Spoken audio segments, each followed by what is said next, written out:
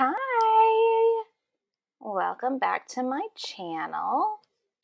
Okay, so let's go ahead and just dive right in. So today's episode is titled Unveiling the Universe, Exploring the Depths of Archetypes. Hi, my name's Laura, and I am a well-being coach, and you are watching Purely Intentional Living. So we're going to go ahead and just get right into it. So here is a brief overview of what we're going to be talking about today. So first of all, I'm going to introduce myself, tell a little bit about me, and then we'll get into the introduction of archetypes. We'll briefly talk about the definition and the origins. We're going to talk about the purpose of archetypes and the different varieties, kind of. And then we'll list several different examples of archetypal systems. We'll talk about how you can integrate that into your own life and then summarize it. So I hope you're excited. Let's get into this. So about me. Hi, my name's Laura. I have a bachelor's degree in psychology with a minor in child development and family studies from Purdue University. I also have a master's degree in education for special education. I loved my job as a special education teacher, but my chronic health issues made it impossible for me to continue working. Ever since then, I've been searching for a way to continue to share information with those who want to learn and help individuals who are searching for a new way of thinking. This is how Purely Intentional Living came into being, and I'm so happy to share this journey with you. I'm also a certified life and well-being coach, and I can't wait to help you discover your own journey. So let's introduce archetypes. So here are just a quick 3 things of what archetypes are. So 1, they're a fundamental pattern of human behavior. 2, they're cross-cultural representations of behavior. And 3, they're a framework for understanding patterns. So that's a lot. What is that? So unveiling the universe, the title of today's episode. Unveiling the universe refers to the understanding of our world, which is hard to do. Unless you have unlimited time to sit and reflect on all human interactions, it's a challenge to see and understand people, especially ourselves. Enter archetypes. So these describe patterns and provide language to associate with those patterns. So for me, I was not able to recognize my own patterns until I started working within a framework. So they give you the language to describe what a particular pattern of behavior looks like. I think we all know a martyr. And if you don't think you know one, then you might just be one. No, I'm just kidding. It's actually hard to think about behaviors until we have some language to put to those patterns. So something else about archetypes is they are cross-cultural. So this means that most cultures will experience these same type of behaviors no matter who they are or where they come from. So they might look a little different, but the underlying motives will be the same. Most things in society are not cross-cultural, but for some reason these ideas reach beyond our constructed borders. This also means that most people will understand these ideas and be able to use them as constructs for understanding their own lives. So this is a framework to help understand behaviors. This is one of the many frameworks. So if this doesn't jive with you, then it might not be for you, and that's okay. For me personally, I needed pre-constructed language to help me identify my own patterns. It helps you take a step back and see these patterns in a more unbiased way.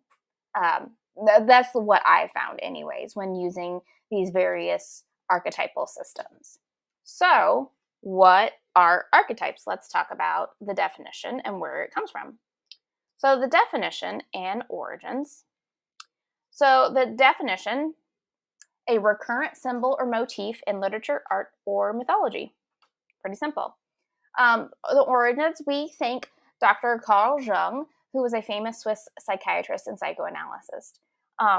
He kind of kept seeing these patterns pop up time and time again. And he was able to put together kind of this framework of describing personality. So his ideas are the foundation of modern day personality understandings. Now, a lot of things have been widely discredited, just like Freud and all the others. But for the origins, we have Carl Jung to thank for starting the framework for understanding personality using an archetypal structure. So, purpose and variety. So, what is the purpose of archetypes? What's the purpose? Archetypes help us recognize patterns in ourselves and others. So much like Maslow's hierarchy, if you haven't watched that video, I'll put a link above. If you're watching this on YouTube, I'll put a link to the last episode talking about Maslow's hierarchy. But similar to Maslow's hierarchy, it gives us a framework to work from. Using a set structure allows us to step back and look at patterns of behavior. All right, so that's the purpose. It gives us a framework to work from. It gives us language to work with. And I personally really, really needed that language structure. So varieties, what do I even mean by that?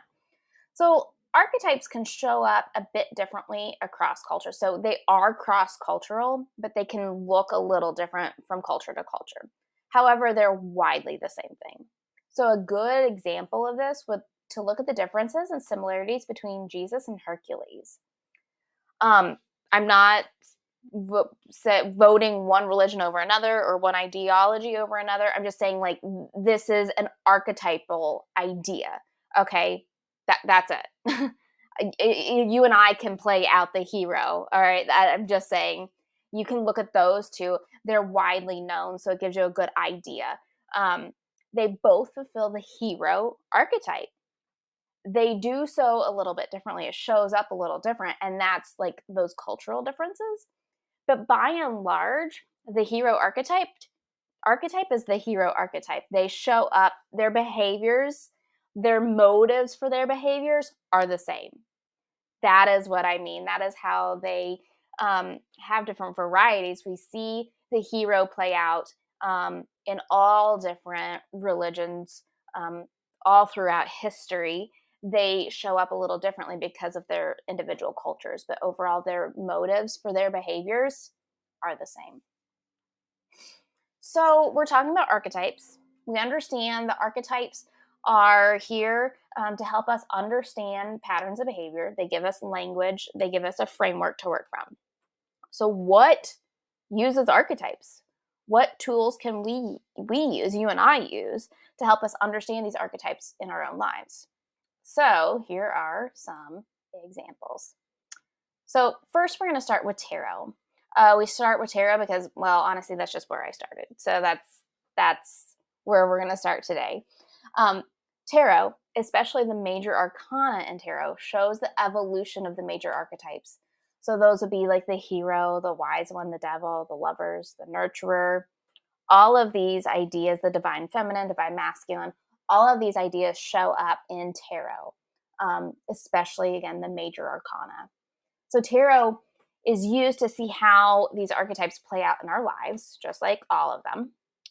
When we use tarot cards, we see the underlying symbolism in the cards, the card numbers, the colors, and the associated elements, and the other imagery in the card. Okay, so all of this in the tarot card is structured to help support this archetypal idea. So we can use these universal archetypes from tarot and those other symbolisms and imagery in the cards to gain insight into ourselves. They are a tool for self-reflection and clarification of the self. So tarot cards really are a mirror into our internal world where we can be shown our own human experiences through this framework of archetypes. Okay. I mean, we see it play out in the minor arcana as well, but the major arcana is definitely like the very hefty archetypal system. But inside the minor arcana, we see how those archetypes on a more daily basis play out. Okay, so tarot, archetypal system. The next one we're going to talk about is astrology. So astrology uses an archetypal system to explain the celestial bodies, the zodiac, the houses, and even the different aspects and how they'll interact with each other. So astrology is similar to tarot. It uses symbolism to help set up a framework for self-reflection. So in astrology, each celestial, so that would be the planets, the sun, moon, asteroids, etc. So celestial body represents specific archetypal energies and themes. For example, the sun symbolizes the conscious self, vitality, identity, and the ego, while Venus represents love, beauty, and values. So these planetary archetypes resonate with universal human experiences and psychological patterns. Archetypes. The zodiac, um, so like that is the celestial body. So the zodiac also demonstrates different archetypal constructs, or in its own way. So the zodiac is consists of the 12 signs, and they're each associated with specific qualities, elements, and modalities. So, for instance, Aries embodies the archetype of the warrior, while Pisces represents the mystic. Okay, so astrology is a lot more complex than tarot because it has all these layers. So it's layer upon layer upon layer of archetypal structure. So if you're just starting out and astrology seems like a lot, it is. It is. It's a lot. It's kind of hard to like sort through the layers of archetypal systems, but astrology is an archetypal system. Another one that I didn't even realize was archetypal um, would be crystals. So crystals can embody archetypal roles. Now, not always, but you can use them to talk about archetypes. So let's talk about a couple of examples here. So let's look at the diamond. It's often seen as a symbol of purity, strength, and resilience, mirroring the archetype of the hero's journey and the quest for self discovery, much like the major arcana in tarot. If we look at moonstone, which is associated with feminine energy, intuition, and the cycles of nature, reflects the archetype of the divine feminine and the nurturing caregiver. So it represents two archetypes, is what we're seeing, is what we're talking about here. But this is also similar to the zodiac sign of Cancer, who's ruled by the moon and reflects those exact same qualities. Um, so the fourth house is thought of as the home. It's thought of as mother energy, so divine feminine. And Cancer itself is very much a nurturer and a caregiver. So that's how astrology kind of, first of all, breaks down into layer and layer of different archetypes. But this shows how all of these systems kind of can be used together to support one another, or how they're all very much very, very similar. So crystals represent more than just pretty rocks. They are beautiful rocks usually, but they embody archetypal concepts of power, healing, and spiritual connection, and they tie into those other archetypal modalities, which I think is just really awesome that just by thinking about archetypes, by looking into different languages that we can use to describe personality, we have all of these tools available to us, all of these resources that we can use, and pick the ones that really resonate with us to help us gain insight into ourselves. It's fascinating. The next one we're going to talk about are runes. Now, I personally don't know a whole lot about runes. I've not studied them, I've not worked with them, but they in themselves are another archetypal system. So each rune carries archetypal meanings and associations derived from Norse mythology, cosmology, and folklore. So the history of runes, where the folklore says it comes from, is that Odin brought the wisdom of the runes down to the people, and he gave them this wisdom so they can use this to help understand their universe or their world. Okay, so that's kind of the lore of runes. So an example is the rune radio. Sorry, I'm sure that is not how that's pronounced. I really apologize for that. But it symbolizes the journey, travel, and progress, again, reflecting the archetype of the hero's quest and the pursuit of personal growth and transformation. Again, just like with tarot and the hero's journey, or we saw with, well, yeah, like you get it. They're all tied. When we see the hero in one, we're going to see the hero play out in all of them because they're cross cultural. So runes are Germanic or Norse, whereas tarot's coming from Italy and France. And crystals are kind of used all around the world. But again, we have these archetypal systems that no matter where they're coming from, we see these um, motives play out again and again. So, working with runes can facilitate personal transformation, empowerment, and spiritual growth through exploration of runic symbols and their archetypal meanings. People can gain a deeper understanding of themselves, their challenges, and their potential for healing and self discovery. So, again, archetypes are used to understand ourselves so we can self explore, so we can heal parts of ourselves that we didn't even have language to describe what was wounded. In essence, runes serve as a doorway to the ancient wisdom and symbolism of Northern European cultures, offering a pathway to deeper self awareness, insight, and connection with the archetypal forces that shape our lives. The last one that we're going to talk about is chakras, or just energy centers in general. I mean, you don't even think that the chakra systems are archetypal, but they are. They're part of this archetypal ideology. So the chakra system embodies archetypal themes related to personal growth, transformation, and spiritual awakening. Each chakra is associated with specific psychological and spiritual qualities, such as security in the root chakra, creativity in the sacral chakra, personal power in the solar plexus, love and compassion in the heart chakra, communication in the throat chakra, intuition in the third eye chakra, and spiritual connection in the crown. So, again, Carl Jung's concepts of archetypes provide a framework for understanding the symbolic significance of the chakra system.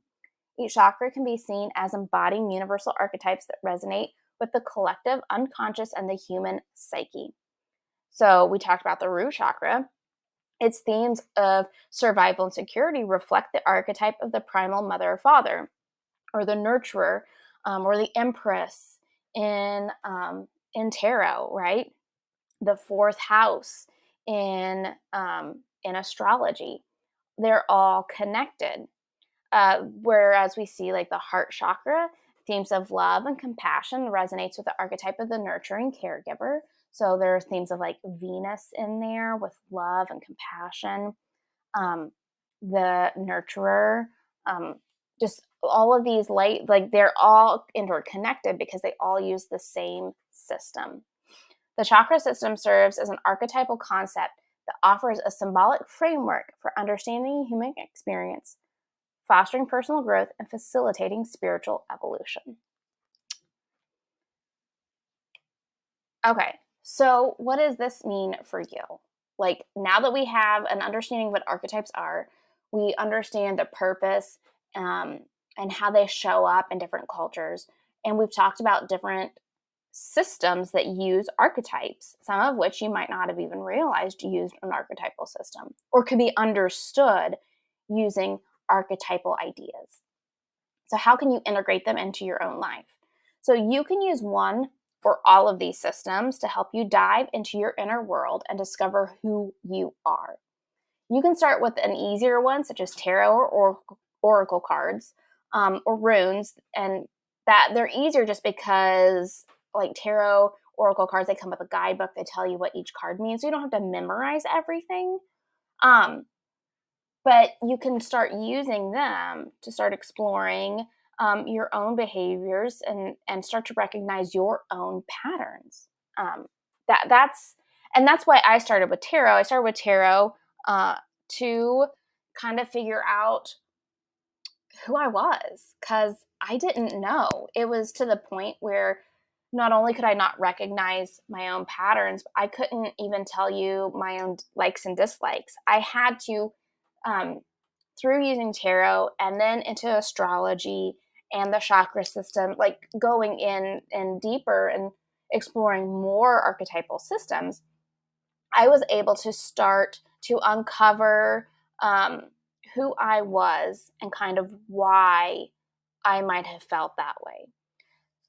It provided a language that I could put to patterns. So you can't recognize anything um, if you don't have the words to put to it, right? If you don't have the words to say, this is what this is, you can't pick them out. Like if you are continuing to demonstrate a behavior of just like irrational emotions towards something, but you don't know why. You have no idea why you react this way. You just get triggered and you respond. But you can't, for the life of you, figure out what leads up to that. By using these archetypal systems, first of all, it helps you step back. It lets you look at these kind of from a third party. So if you're pulling a tarot card and you pull the Tower card, or or the Death card, death and rebirth, these things, it kind of tells you in the card that you're making self-destructive decisions. But then that provides you, okay, so what am I doing that is self-destructive? And by pulling different tarot cards, especially the minor arcana, it will provide insight onto like the steps that lead up to that self-destructive behavior. Okay, so it just gives you a framework and it gives you language to help walk you through um, these different parts of yourself that you didn't even know were there. So to kind of summarize this, archetypes, again, give us a storyline that helps us recognize behavior patterns. They help give us the language and words for these abstract ideas so we can use this information to make any changes in our lives that don't work for us anymore. We can't change things that we don't like about ourselves. So if we keep making self-destructive decisions, if we keep behaving in a way that we think is irrational and we don't like it, we can use these concepts to help us identify those patterns and then change them. We can't change if we can't identify what's going on. And that is why I love archetypal systems so much. It provides language for us to use to find these patterns. It provides structure, a framework for understanding, so we can identify our patterns. When we can identify our patterns, we can change our future. That is why I love archetypes. And that's why I use archetypes and archetypal systems and how I coach well-being. It's just easier to understand, and it's easier for my clients to understand their motives. And again, and it gives us an unbiased place to start. It's not good or bad. It just is. This card just is. The Tower. I mean, a lot of people think of the Tower as a bad card, but it's not. It's neutral. It's just a card that means that things have to kind of come crumbling down so we can rebuild. All right? And that can seem scary, but it's less scary when we're thinking of it in terms of this card, in terms of this archetype. It's less scary. It's less like, oh, you're doing bad things. So it just allows us to be more unbiased, because feeling that something is good or bad is not really helpful, because at the end of the day, it doesn't matter. It just, if we don't like the way we're currently doing things or who we've become, then we can use this to change. It's not good or bad, it just is. And we have the tools and the ability to move forward. So thank you guys so much for watching today. And if you'd like to work together, here are all my different places you can find me. Most places I'm purely _intentional_living. So that's Instagram, YouTube, Patreon. My podcast is just purely intentional living. You can find me over at Fiverr at Laura _well coach. And my email address at purelyintentionalliving@gmail.com. If you want to work with me and you'd like to book a consultation, or a tarot reading or something, if you go to my Instagram account, yeah, there'll be a link in bio, and that will take you to the site that has freebies. It has my links to my other things, and it has a link to my calendar, so you can book an appointment with me. Um, if you are ready to kind of dive into the world of archetypes and how you can change your life to be the person you want to be, if you don't like where you are, if you're feeling stuck or if you're feeling overwhelmed, this is a great place to start. And it really helps if we have the support of someone else to kind of help walk us through it and kind of give us a bit of guidance. And that is what I provide as your well-being coach, is just that guidance and that kind of that emotional support that sometimes we need. I'm not like a therapist. Um, if you feel like you need therapy, then I highly recommend you go to your medical professional or therapist and seek their guidance, because they're the ones qualified to do that. But I am qualified to be here to help support you and help guide you in some of these other ideas. So if you're interested in working with me, I highly recommend you check out my Instagram account.